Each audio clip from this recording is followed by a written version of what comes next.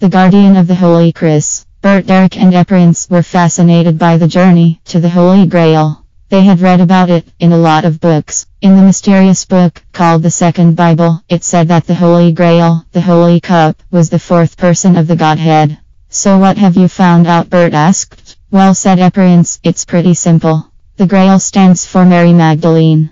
She is the cup embodied, and she is not only the daughter of God, but also the female Christ. Now watch this. Mary Magdalene is the angel Sarsha, the Holy Sophia, which means wisdom. She is a war angel, and yes, she guards the path to the Holy Kris, the Holy Knife, a much deeper journey, beyond this journey to the Holy Cup. When we are reborn in the womb of Mary, and then reborn in the womb of Mary Magdalene, then our journey starts. Well, that doesn't sound simple at all, said Derek.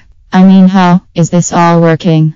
You know, said Eprince, Mary Magdalene, as the angel Sarsha, helped Mother Mary when she went through hell. She is a war angel, as I said. That's what I read in the Second Bible. I am sure this angel will help us further. I mean, we are interested and devoted.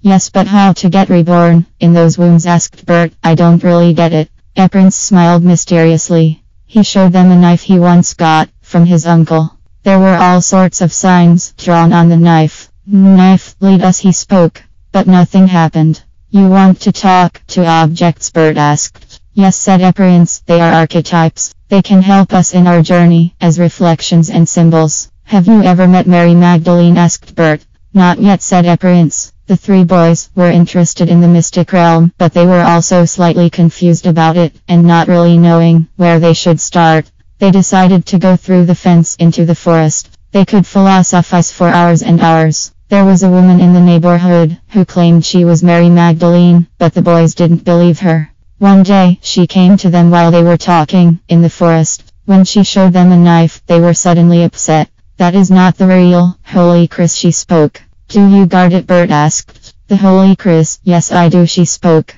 She led the boys to a barn. I guard the path to the Holy Kris. Where is it? Bert asked. You talk too simple about it, she said. It is rather complicated. Because she had shown up with this knife, the boys were like spellbound to her. She took them to her home, and they talked for hours and hours. She had a lot of theories. The boys still had a hard time to believe she was Mary Magdalene, but they thought she had interesting ideas. So who is Sarsha? Asked Bert. Sarsha is life, she spoke. My essence is Sarsha. It is a war. And for war you need a weapon. Have you ever heard of the law of Sarsha? It is a war art. She said she had to go, and the boys went to the forest again. She is an interesting woman, said Derek, but should we really trust her? Meanwhile, they were reading more about the Holy Kris. The Holy Kris would bring victory over their enemies, but more so it would deal with any lie in their lives. It would come against their false nature. Like this, no unholy person would be able to come close to it. Everyone not destined for the knife would melt away when touching it or when coming close to it, or would start to burn. So holy it was. The knife was said to have killed Mary Magdalene. One day, they went to a museum about this, and they saw some paintings. They saw the killing of Mary Magdalene by a knife. The Romans did this because she was a rebel against Roman law. The boys wondered if the knife still was in Italy.